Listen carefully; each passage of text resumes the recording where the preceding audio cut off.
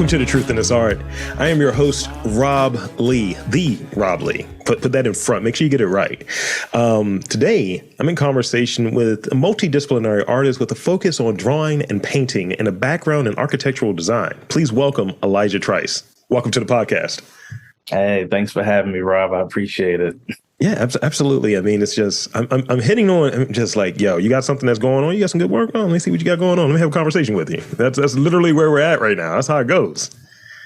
Yeah, no, I'm always working. I mean, you were telling me a little bit beforehand. So again, thank you for coming on to the podcast. And before we get too into the weeds, I want to, open it up to get the Elijah story. What's the story, and ultimately, what drew you into art? Like, what was that first art experience for you?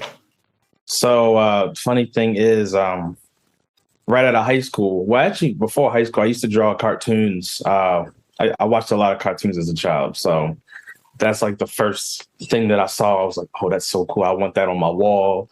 And I guess from a young age, I always looked at a lot of the art that I saw like, I could do that. So let me go ahead and try it. And it was like a self-motivating thing. So I've always been an active drawer, just drawing everything that I see. Mm-hmm. And that was at probably like age 10, maybe a little earlier than that. I would draw like SpongeBob, Hey Arnold, Timmy Turner, like characters like that I would see every day.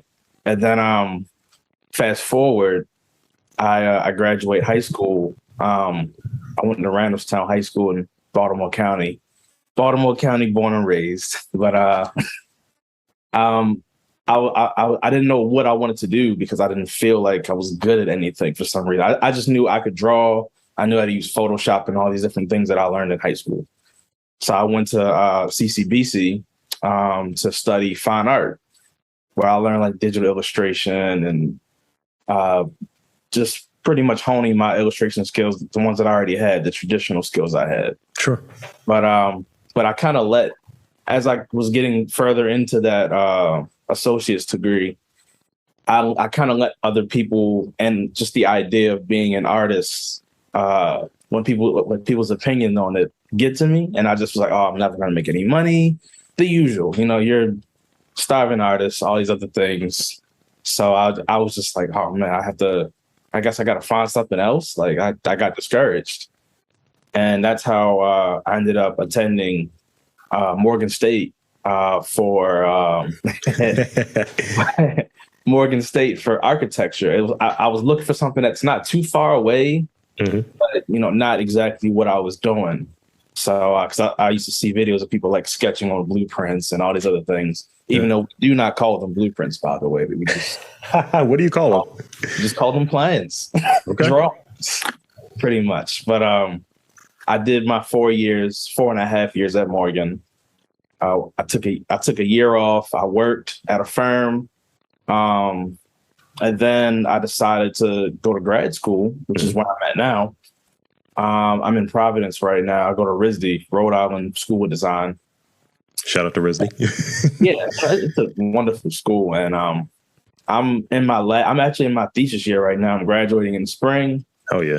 And ironically enough, halfway through this degree, I realized I didn't want to be an architect. So I crafted the perfect career to be an architect. I'm talking like I got the fellowships and I got like the student awards and I got the internships and the experience, but something just felt void. So it was during COVID. I actually entered RISD in 2020. It was the worst time possible to go to school, I guess. But I think like 2021, I think about last year in the wintertime, I just was like, let me just pick up something. What everybody was doing during COVID. Let's just find like a new hobby.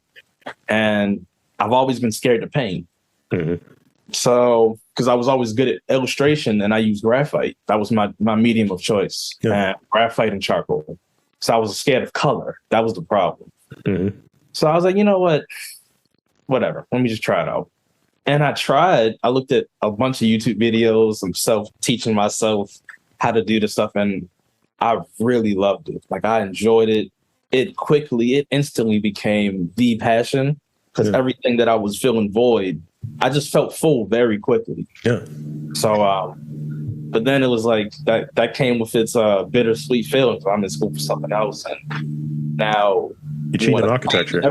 Yeah, because I'm in architecture. It makes me want to change everything, rethink everything. But I decided I'm gonna just continue school and find a healthy medium of both. So, and that brings us up to now. It's been a year since I started, and a lot has happened. Since then. So yeah, that's my story. No, thank you for sharing that. And it takes me.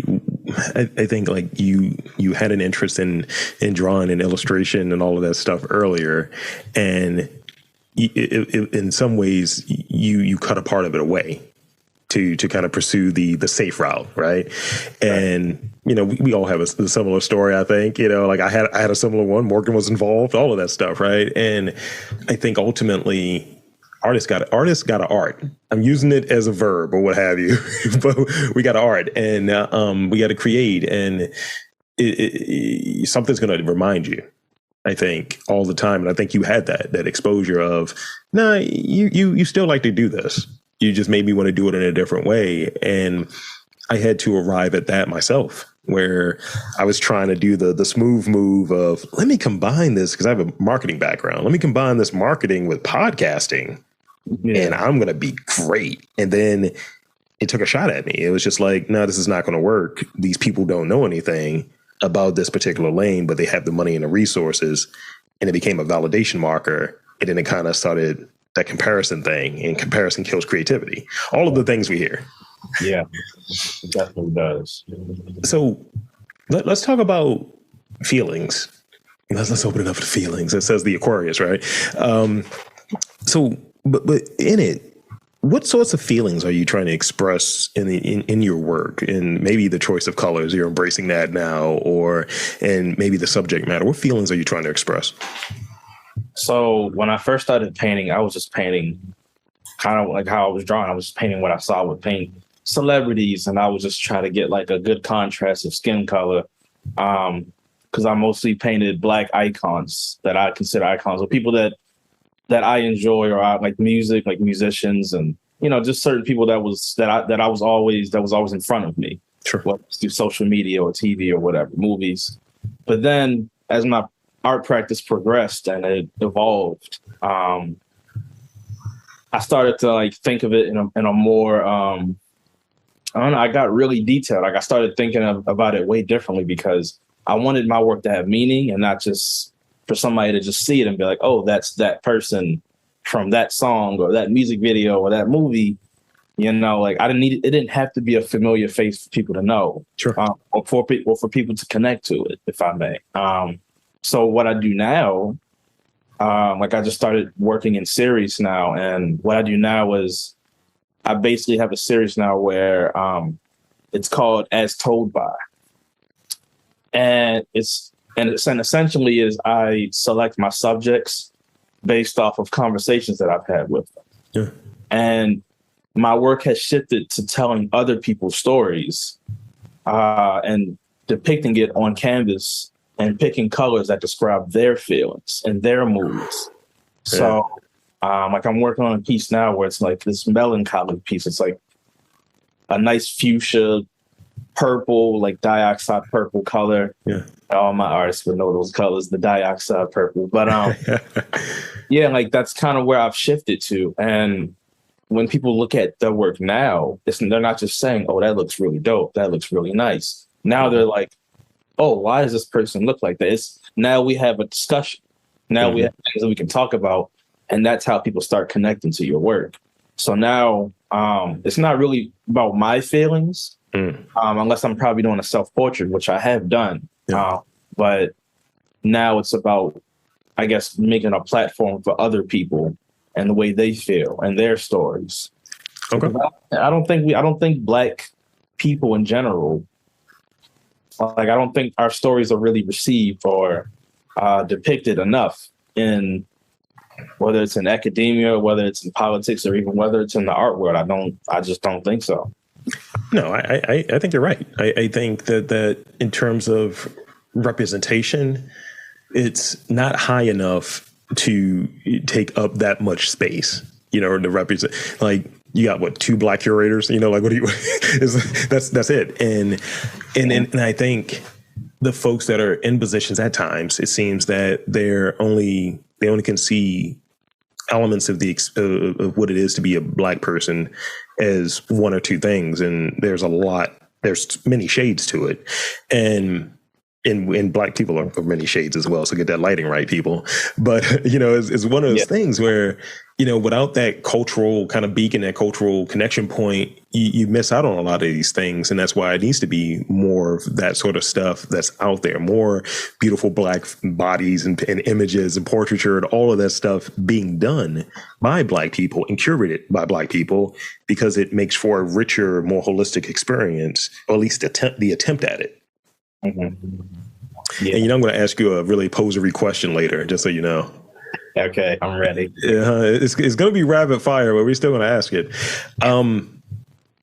So I got really interested recently in the digital to analog loop, right? So some people who do a primarily analog sort of thing where you're painting with your hands, to break that up, maybe they have a side project where they're doing something digitally and vice versa. So how do you, because I would imagine most of what you're doing at this point, as far as painting, is with your hands. It's definitely an analog process. So how do you manage how much digital stuff you're bringing into that work? And does it have any influence on what you're doing? Right. So, yeah, you are correct.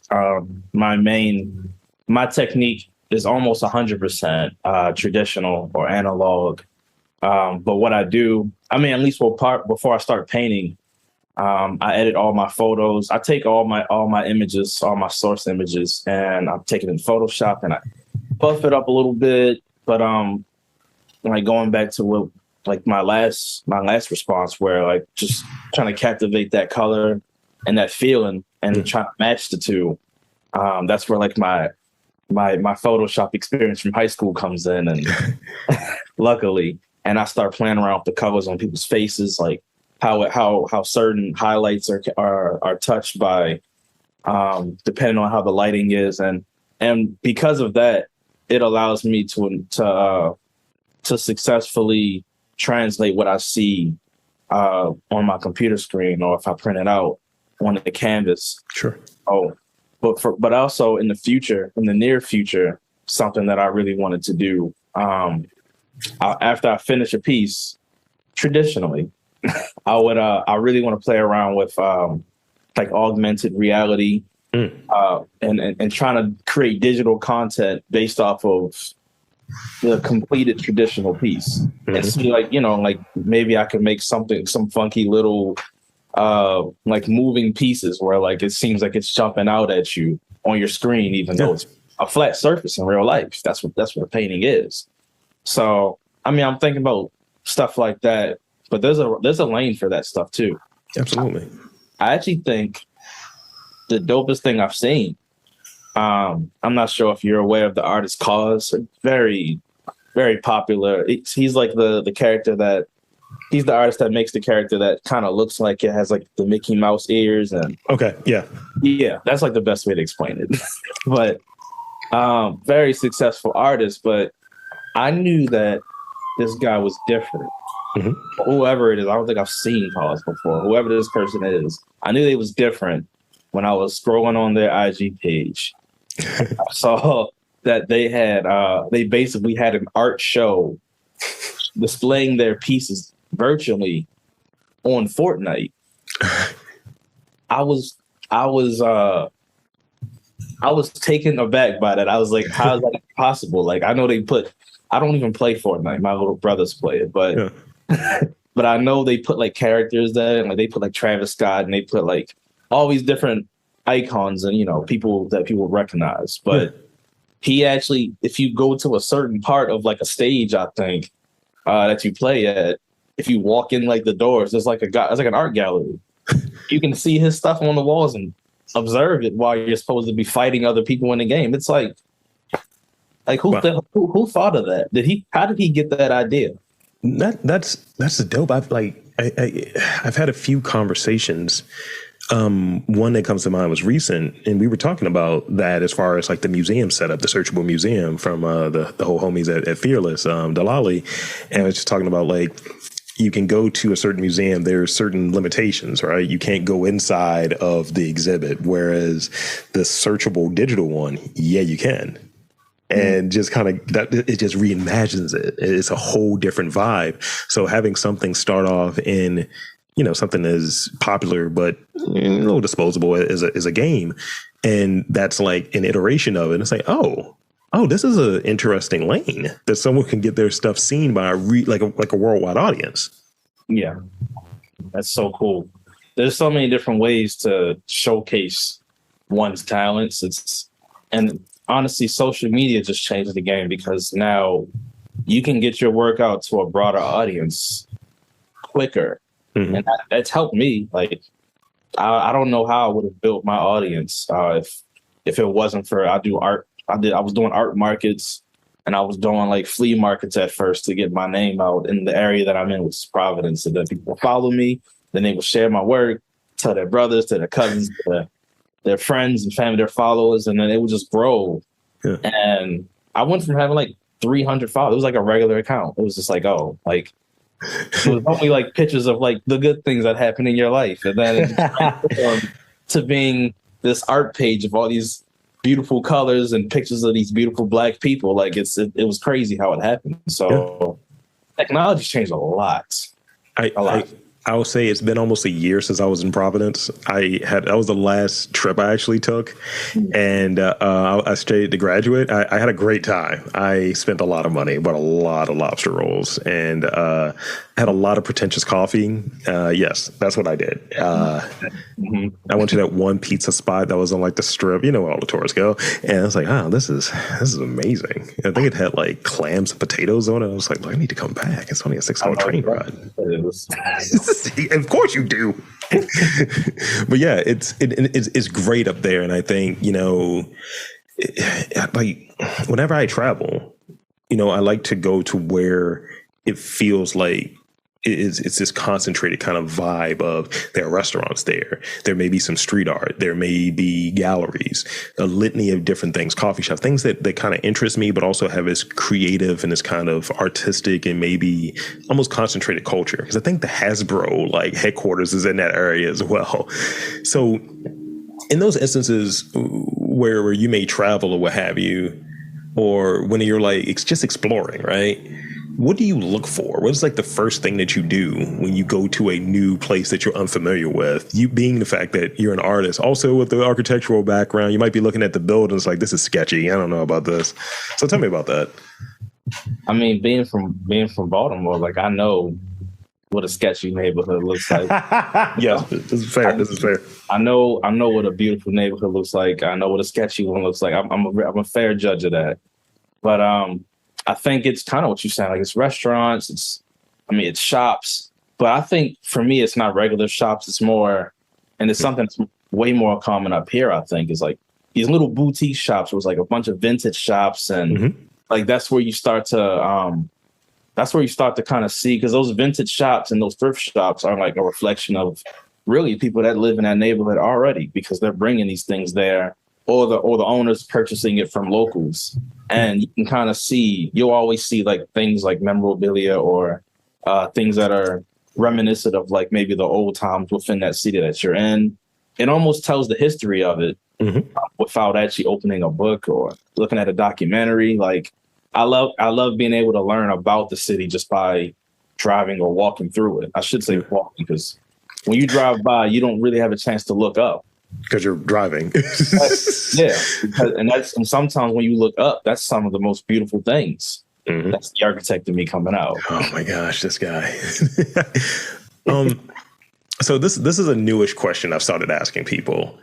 And I find something about the groups, like it's interesting when people only hang out with, like, it goes back to high school. The jocks only hang out with the jocks. It's kind of that vibe. So I think like we still do that to a degree. We may hang out with our coworkers. That's our clique. Or I think artists may hang out with artists. So with that question in mind, What type of artists do you like hang out with, you spend time with, and kind of bounce ideas off or just vibe? And which type of artists are there? Like, is it photographers? Is it painters? What is it? And in your travels, who are the artists that you're like, these are the funnest ones to hang out with? Like, why are they funner than, let's say, hanging out with a pianist? I don't know. Yeah. Ironically enough, I am still cool with a lot of people from high school, but and I also have college friends. But a lot of the friends that I've had from high school, just like me, just miraculously turned into artists randomly throughout the years. So I usually have these conversations with those friends, and those friends are like photographers mostly. They're photographers, and the people, and also the people out here in Providence. I mean, it's a school. It's an art school for the most part. It's a design school, but really it's an art school. Yeah, architecture and all these like other more technical programs are like the outsiders here. But that's also what makes it beautiful, because I'm around so many different disciplines. Mm-hmm. I'm able to get so many different perspectives that informs my work, but it always happens organically. Like in most cases, I'm never really asking about art. Sure. Some might be talking, just like that series I mentioned. Some might be talking about their life, what they're going through, good, bad, family stuff, their home, because RISD has a huge international student population. So I hear about people from all over the country, like Ethiopia and China and Ghana and Madagascar, like all these different places. I'm not even talking about anywhere in the country yet. Like there's so many different experiences. Italy, Spain, it's ridiculous. So I listen to these stories, and also as a black man in America, especially hearing the experiences of other black people in other countries is very fascinating to me. Like, we still have the diaspora, we all share commonalities, but there's always like slight changes, slight differences, that defers our experiences. So it's interesting, like, hearing those things. So everybody here is a creative. We have industrial design. We have people that do sculpture, illustration, painting, glass. I don't even know what you do in the glass major, but it sounds cool. Like, I don't know. I'd love to go to school just to do glass. Like, what is that? So you can get inspired by anything out here, but it's the same way back home as well. Like, back home in Baltimore, I always tell people it's a very artsy city. Like, you may not know because you've never been, but we're often overlooked when it comes to the art scene, even though we have such a strong one. Like, it's in good hands. I've met a lot of people like over the summer, and like other artists that inspired me, and it's amazing how people just don't know what's going on here. They skip us and probably go to DC, or obviously they go to New York, and they go to Philly. This in between city is just like totally like we don't exist. Yeah, and it's sad, but that's changing. But that's, and maybe I'm trying to play my little hand at that and trying to help bring more eyes and ears to, in facilitating storytelling. I'm not telling anyone's story. People tell their own stories. I'm just trying to be a person that helps get it out there. And maybe that helps. And I think you're in some ways in the same spot that I am, whereas I think we're sleeper cells. We're Baltimore sleeper cells. It's like, oh, let me go up there. Yeah, I'm from Baltimore, right? Tell me more about it. And you have to be that good ambassador, in many regards. It's like, yeah, you love my work. Baltimore's baked into it. How you feel about that? Exactly. And you got to bring it with you. And so you got to represent. Absolutely. I like hot sauce on my fries. See? We're on the same page here. Look, I mean, I had to tell people, I was like, look, man, it's ketchup, hot sauce, no salt, pepper. I don't care about the wings. I just want the Western fries. Oh, just the Western fries. Just the Western. Wow. People get wild and say, I want 6 wings fried hard. I was like, less. I think we're good. I think we're all set here. So you touched on the social media growth earlier, so I want to flip it a little bit. What are some of let me add this rap reference to it real quick. They say, and we're not talking purely about money. So stepping back, you touched on social media, and we're not talking purely about money here, but it is the notion of more money, more problems, and I think more attention. So Tell me about the advantages of obscurity. Tell me about kind of what that was like being more obscure, like you're doing your work and then you're not having to answer goofy questions, because there is some things that aren't great about growing out in the whole art scene. Oh, for sure. Perfect example. Well, first, before I tell the story, I'm very much so a person that indulges in the obscurity. Like even now, like I don't. I always say like I don't. Even before I started painting, I never want to be like famous, or I'd much rather be wealthy than to be famous, or I'd much rather be rich or have money than be famous. Like I don't really want to be seen much, because it just comes with like these weird interactions with people. So people get too familiar sometimes. I've run into it all the time. Hey, Rob, pat me on the shoulder. I was like, get off of me, D. It's really strange because like I did my school has a craft show every year where they invite students and alumni to be a part of this huge, not a flea market, but like this big art market outside on one of our main streets called Benefit Street. And I was able to get into it last year, only months after I started painting, which was a miracle. But after that, it was like thousands of people just walking down the street. It's like a big thing in the city. And I didn't know, because I was just like, oh, I've never been. And also COVID hit. So they didn't have any of that stuff in 2020. So 2021 was things were starting to trickle back in. So I'm a vendor, and I'm at my stand with a friend of mine who also does painting, experimental painting, and I'm selling work. I'm selling prints. This is going great, and I made a good amount of money. I was like, all right, I'm happy. I didn't expect to make anything, honestly. And like the next day, and even like weeks after, people would just like randomly see me as I'm walking like on my way to class and be like, "Hey, you did that painting," or "Hey, you're Eli," and I'm like, and I don't want to be like rude, like I don't know who you are. I'm like, I don't, like, I just don't like. Who's you? It's a weird thing to me because like I'm used to I have friends, but I'm used to not being known, and I have no problem with that. I carry about my own way, and that's what I do. But when I see people now, when people see me in the street, they're just like, "Oh, I remember you. I really love the work." And I bought this print the other day. I put it in a frame, and I'm gonna send you a picture on Instagram. Like it's so. I don't think I can get used to it. I don't think so. Yeah, you see my face on IG. Honestly, you don't. I think there's like two posts that actually show my face. The rest is just art. I mean, I try to avoid it because I sound. This is ridiculous. I sound different when I'm talking. I know that sounds ridiculous, but like if I'm talking on a podcast, there's a little more like, performative nature to it, right? It's like, you can't be on here like, yeah, so, what kind of questions you like to hear? You can't do that. You gotta play it up a little bit. Right. But I'm also like 6'4", like 300 plus pounds. So it's just like, I can't really hide despite my best efforts. So there've been times it's like, oh, we're inviting you to this opening, or you're going here. And I'm like, yo, how can I hide? Because I don't want to get into a conversation I'm ill-equipped for, or I might go there stoned, and I'm like, I don't have the capacity for this right now. Yes, Rob, what do you think of the art? It's there. It's on the walls. Perfect answer. So this is the last real question I got for you. Let's talk about constraints. What sort of constraints do you pepper into your work? Because I think what we see on the canvas, what we see on the actual medium is important, but what's left out is also as important. What are those choices that are being made? What's the thinking behind the creation? So obviously, when I do these podcasts, right, there is a fair amount of B-roll that I cut out. So like, as soon as you got on, we were already recording. I'm going to trim all of that out. It may be something someone's interested in, but I don't know if it needs to be in here. So tell me about that.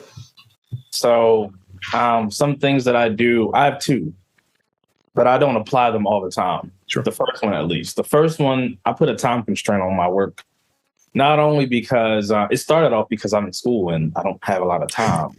I'm busy, and I was squeezing in work in between like midterms and finals, and people looking at me crazy like, how are you not done your work? And I'm like, because I was painting all night. That's why. No, but I put time restraints on because it allows you to be more efficient when you work, and it also allows for you to not overthink your decisions. Because especially as a painter, especially when you're using when you're using acrylic, it dries quick. You can quickly paint over it. Just wait, be patient.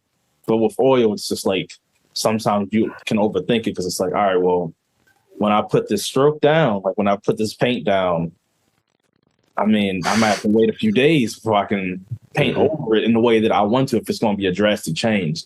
But when you put a time constraint on, it's like, okay, that decision was made, and I got to live with that decision, and it makes you a better artist because it's like, all right, you're more accepting of what you've done. And if you don't, and then maybe later, okay, you could change it after it dries and stuff. But that can also inform. You can probably perceive it as a mistake at first, sure, but it could really inform your next move, and it can easily become like the best thing that you've done. And it's really strange how that works. The second constraint is, and it's what a lot of artists do, and I use a limited palette. So basically, limited palette is you pick only a few colors. Yeah. Like, let's just say like you pick red, green, and blue, and you make it work with those colors. I don't suggest using that combination. I'm just saying, it's just an example. But if you pick the right colors, depending on what you're painting, whether it's landscapes or portraits or figurative work, it kind of forces you to make do. Like it allows you to it almost allows for you to be more creative because now it's like, all right, now I have to find a way to make this cohesive without trying to reach for that other piece of that other tube of paint that I didn't decide on originally. So you get the best work. And I think that's also a good exercise for new artists that are just starting. Like an example, like a limited palette could be black and white. Yeah. Painting grayscale, that's an excellent way to learn how to paint because then you understand values within the skin tones and everything. So it allows for you to focus on that. And sometimes color can distract you from the vibrancy of what something can be. So yeah, I think those are the two things that I apply. The time one wasn't always my choice, but as time went on, it became good for practice. The time one almost turns into a Pusha T album. Look, it's almost dry. It's almost dry. And yeah, by the way, like I couldn't help it. And I think the other part of it is that intuition sort of thing too. Of I remember an interview I had a while back with a chef, and we were talking about intuitive cooking, and it's like, you have a few items in the refrigerator or items available. What are you going to be able to make out of that? You're not going to have everything that you need to make the perfect pasta dish or what have you, but what can you make? What can you make do with? And I think I love that degree of difficulty sort of thing. So a limited palette really works with that, and just bringing it in. It's like, I'm going to make this, I'm going to put these constraints on me because I'm learning something else here. I need to concentrate. I need to approach it in a different manner. And I find now, I've kind of gone off of my script, as we're doing this interview. I have a series of questions I would ask. But I'm like, all right, let's make it more of a personal thing and try to get some answers that I just think are interesting that may go off script. And I was like, oh, okay, yeah, improv. That's the thing, It's like, oh, I'm working on these kind of problem solving skills, or that's a goofy question, or oh, this person already answered that in this other answer. So it's a version of it. And I think some of the best thinkers from a strategic standpoint, they have that limited thing, that intuition thing, and it's super effective, as they say in Pokemon. So with that being said, I want to hit you with some rapid fire questions, and we'll wrap up from there. And as I give everyone the preface, don't overthink them. They're going to be ridiculous, though. Name one thing you knew about Rhode Island before moving up. Nothing. Fair enough. Nothing. That's my answer. Absolutely. H.P. Lovecraft. I forgot it was a state. Honestly, I forgot it was a place. Oof. I did. Oof. Most people that go to our school will say the same thing, especially people from the West Coast. Isn't Brown up there? There's like a bunch of Ivy Leagues. Brown University is up the street. they're like flipping you off. You don't remember? I was like, all right, cool. Do you have a hidden talent? Is something that people just like only people really close to you would know that you're good at? A hidden talent. I really know how to cut hair. I don't have any, so go on. I taught myself how to cut hair in like middle school, and it was and then I did it. I still do it. I haven't been to a barber in like 8 years. It's crazy. So I learned how to basically cut my own hair because I was just like, it's one of those things. Just like art, I looked at it, I was like, man, I can do that. I don't want to pay for that, so I'm just gonna do it myself. And then this is before YouTube and everything. I just learned, and I was just like, oh, I didn't realize I could be really good at this. And I started cutting everybody's hair in my house. I have 2 brothers and my dad. I was cutting friends' hair. I was getting paid to do it. Like it was my little hustle. But if you did, like, only a few people knew though. So whenever somebody see me on the street and they're like, oh, I like your haircut, where do you go? I said, nowhere.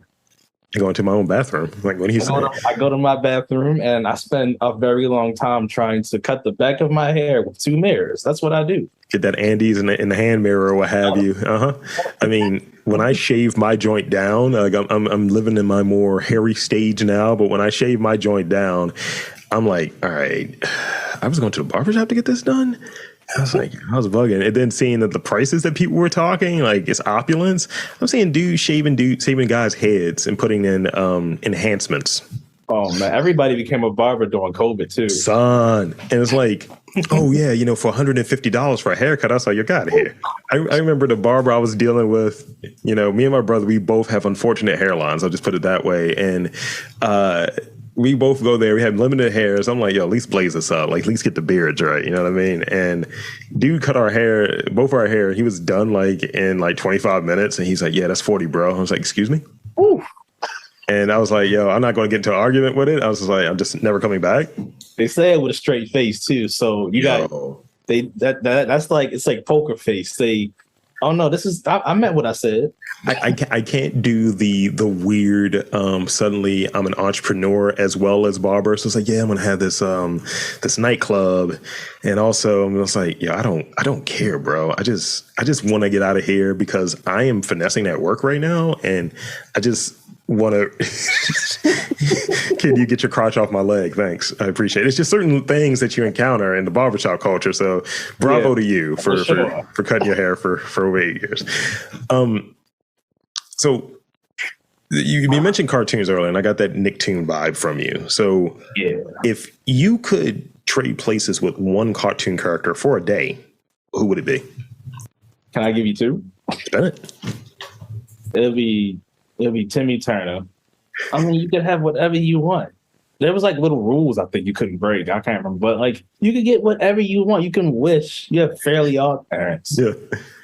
Like they grant any wish that you want. Like that's excellent. Like any adult in this country would absolutely love that. Like you can't. This is true. The second is it's actually SpongeBob, just because he lives a funny life. I was waiting for SpongeBob to pop up because I was like, everyone wants to be SpongeBob at least for an hour, Yeah, I have SpongeBob quotes for days, like things that apply to my life every day. I'd be like, I just have them in the tuck all the time. It's crazy. So he just lives a very funny, strange life, and I think every adult is secretly Squidward. Well, you're not wrong. I mean, like most adults, they're just like, oh, gotta get up, gotta go to work, and I'm gonna come home and do nothing all day, just wallow away till the next day. Like a lot of people, that's how it is. A lot of people relate to that. I feel like when those like art grants come in, everyone turns into like Mr. Krabs. I love money. Yep. I know I've done it. So. Yep. Go ahead. Oh, and they barely want to spend it. No, absolutely. It's just like, nah. Really want to spend like, I was thinking about this as an idea, but I could probably, people try to cut the corners, They got a wet paint sale going on. I can finesse this. What is your favorite time wasting activity? And I know you don't have a lot of time, so you're going to be very intentional about when you're like, all right, I know this is not the best use of my time, but you're going to enjoy and take the consequences that comes with it. Like you might binge something. That's kind of what I'm getting at. Mm-hmm. Yeah, I watch Marvel movies for the 50th time. That's what I do. When I get bored, I like rewatch Daredevil. Like I haven't seen it already like 50 times. It feels new every time. And I know I could be doing homework. I could be finishing this painting that I started 2 days ago. I could be doing a lot of different things, but man, this fight scene is amazing. That's great. So here's the last one. This is the one that's the most self-serving and pretentious. So in the inevitable Rob Lee portrait, storyteller Rob Lee, the ideator Rob Lee, what is the color palette? What do we got? What are we working with? You've seen me for the last 45 minutes or so. What are we working with? Well, your personality is very vibrant, and I think you're very expressive. I think a few warm colors, like honestly, like the orange color that I'm getting right now is great, like orange, red with some yellows, like something very bright, almost like spring colors in a way. Yeah. I can definitely see that implemented all over, especially like in the background. Like you just exude like positivity in a way. Like you just have good energy.